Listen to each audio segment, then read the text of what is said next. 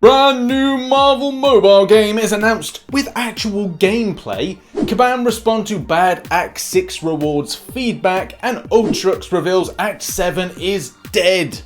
Sort of. Yes, hello everybody and welcome back to the Marvel Contest of Champions news for Monday. Hopefully you're well. This particular edition of the news brings together a lot of things that have been announced and changed in the last 72 hours and also new information which hopefully will be dropping fairly soon. We'll do a news for it. Also, just before we get into the news, and as always, a massive thank you to my current patrons, YouTube members and as well Twitch subs. If you do want to give a free Twitch sub and have an Amazon Prime account, then you can do by linking the accounts together with Twitch and Amazon. Links are in the description and also on screen. And a reminder to say that this doesn't automatically renew. You have to manually renew it once every month, just to let some people know that maybe didn't know that. But yes, let's get into the news, shall we? Also, for those wondering, you can help out for free just by hitting the like button and subscribing and putting a comment down below. That helps out as well massively. Now, next month is going to be a very exciting month. The month of March will probably see something new. It may see something like a new season of Alliance Quest and as well the future of the story mode. And the first thing being with the Alliance Quest situation, it could be that Doombots play some kind of part the same way with Ultron drones and Sentinels. That could be the next things. Oh, and also those symbiote things, but that's a long time ago. So the fact is, Doombots, will they be the next Alliance Quest kind of mini little fights? Possibly. Now this could lead on to some exciting things, especially if it looks like Alliance quests are getting a bump up when it comes to rewards. That's something I really would like to see, because there's a lot of areas where it's kind of lacking. I know Kabam talk about game economy, which I'm getting a little bit frustrated with hearing stuff about that, because I kind of feel that the understanding between Kabam and the player base of what a game economy is so much of a difference. So it'd be good to see a little boost here and there when it comes to rewards scaling in future.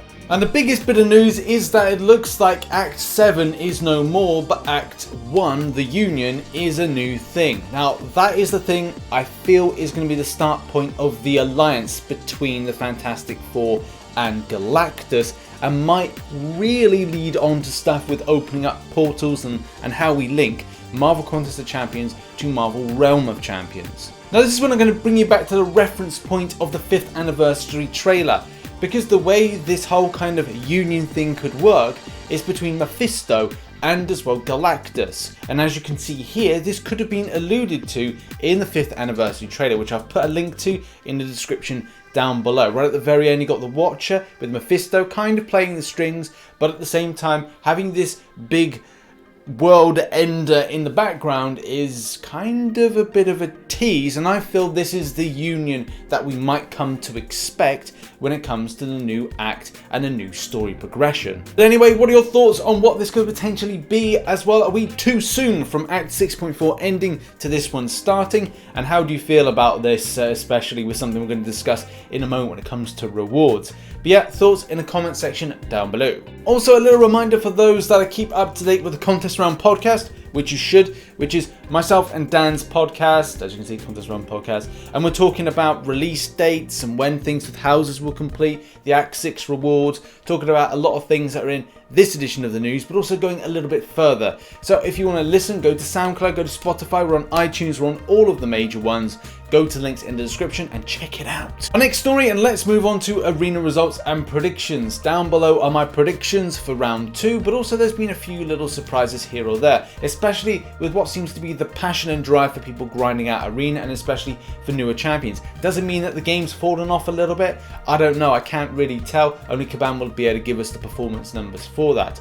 But it is surprising to see a lot of drops when it comes to the 5-star over, say, the 4-star and other types of ones as well. But predictions down below. Let's get into the results. First of all, let's kick off with Black Knight. Thanks very much for sending this through, my friend. It says 55 mil to get this. Mojo at 5-star. So position 127 with 55 mil shows a big drop-a-rooney. Because for a lot of new champions, 65 mil used to be the main linchpin for that.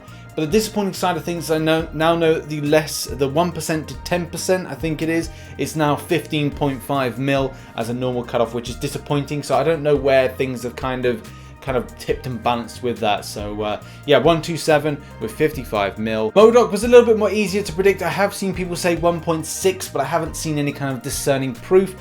1.7 is going to be enough in round 2 to pick up this MCOC. It's a pretty easy champion to pick up. Shout out to Tanilla, who does a 763 position with 10.2 mil. So that 11 mil prediction I put in is pretty much right. Now on to our top story of today, and that is Act 6 rewards. Now we're probably waiting later on for an announcement as to what may be changed, but this could take a little bit of a while because there will be some disagreements, I reckon, within Kabam about what should be given out to players. I've been quite vocal on this in the podcast, so make sure to check that out.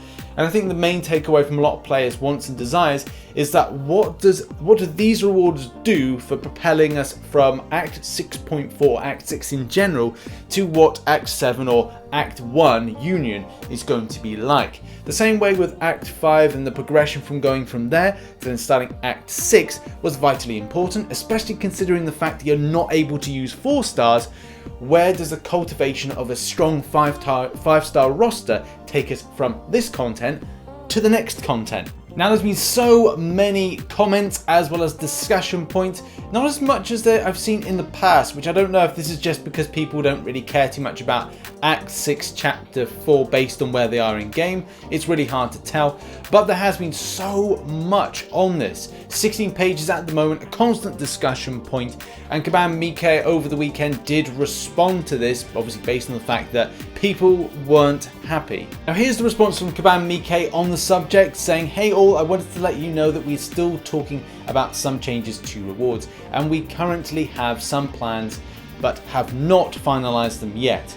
Off the bat, I wanted to point out that the Tier 5 Class Catalyst Crystal and a 6-star Awakening Gem Crystal are not changing, and we agree that the rewards have now are tailored more for 5 stars, and players that are 100%ing Act 6 would probably like to grow their 6-star roster." Yes, that is something I do agree with, especially with the fact that, look, if Abyss of Legends was meant to be something that was after Act 6, but for a lot of players that have certain champions are able to do it prior to 100%ing Act 6, then yes and no. Especially considering the fact that if there was a 6-star generic Awakening Gem available, then I would be able to put that on my Aegon, and then I'd be able to do Abyss of Legends, which obviously again, Act 6 before doing Abyss of Legends. But it seems that if I was able to awaken my Aegon, it would be Abyss of Legends before Act 6 100%. So I still really think that there should be a generic 6-star Awakening Gem, especially looking at what I said before about the idea of, okay, well, is the new type of story mode meant to be the progression from Act 6.4 or Act 6 100%ing to then Act 1 Union, or is it a case it's starting off from Act 1 when content is really easy? You know, that's the thing. The same way with Act 5 was a bridging gap between Act 5 and 6.